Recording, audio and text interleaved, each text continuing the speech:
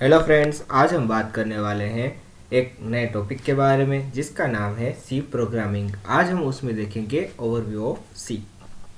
तो चलिए शुरू करते हैं। तो सबसे पहले हम उसका इंट्रोडक्शन ले लेते हैं कि सी लैंग्वेज कहाँ से आई।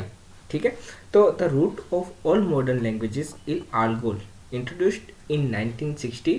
आलगोल is first computer language which use block structure. ठीक है, their next language is BCPL, introduced in 1967, and then concept of BCPL, a new language, is introduced in 1970.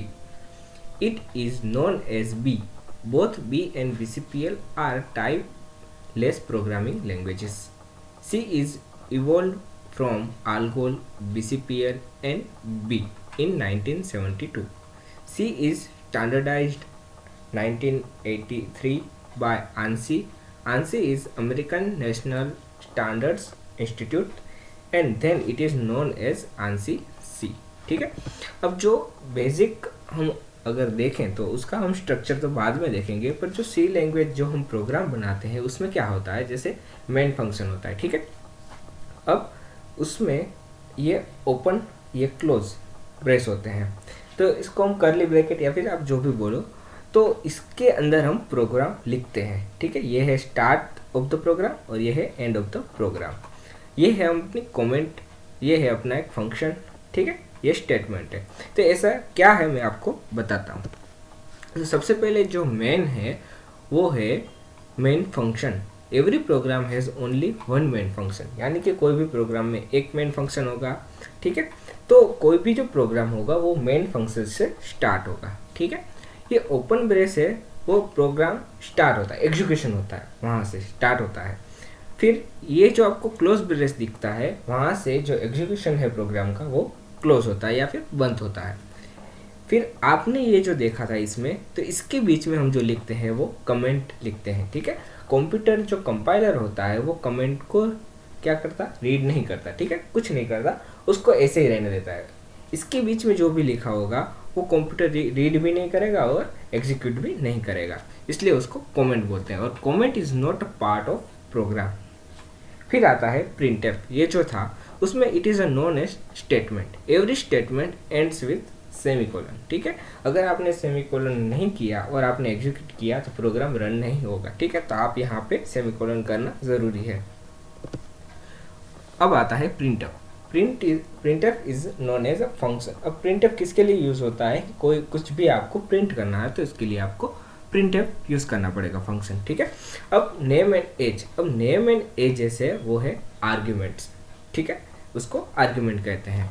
C does make distinction between upper case and lower case.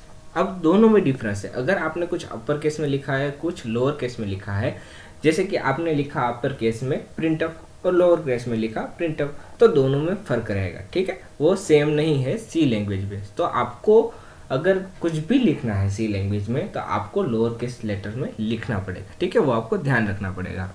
फिर आता है empty parenthesis indicates that the function has no argument. ठीक है, अगर वो खाली है तो उसका मतलब है कि उसके बीच में कोई भी आर्ग्यूमेंट नहीं है। Empty function also indicated by void inside parenthesis. ठीक है, जैसे कि यहाँ पे हम मेन, तो अब इसके बीच में कुछ नहीं है, उसका मतलब है कि वो खाली है फंक्शन। तो खाली को दिखाने के लिए आप कुछ भी नहीं लिख सकते या फिर आप वॉइड लिख सकते हैं बीच में। ठीक है, the keyword void means function does not return any information to the operating system. यानी कि अगर आपने उसमें वॉइड लिखा है तो उसका मतलब है फंक्शन खाली है।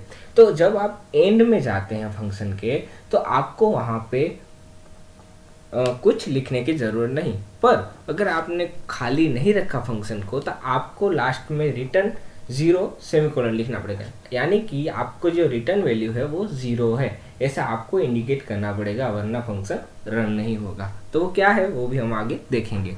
Integer main means function return N integer value. ठीक है, अगर आपने इंटीजर मेन लिखा है उसका मतलब है कि जो फंक्शन है वो रिटर्न क्या करता है, इंटीजर वैल्यू रिटर्न करता है to the operating system. When integer is specified last statement in program must be return 0। ठीक है, अगर आपका फंक्शन खाली नहीं है तो आपको लास्ट में रिटर्न 0 लिखना पड़ेगा। So thank you for watching.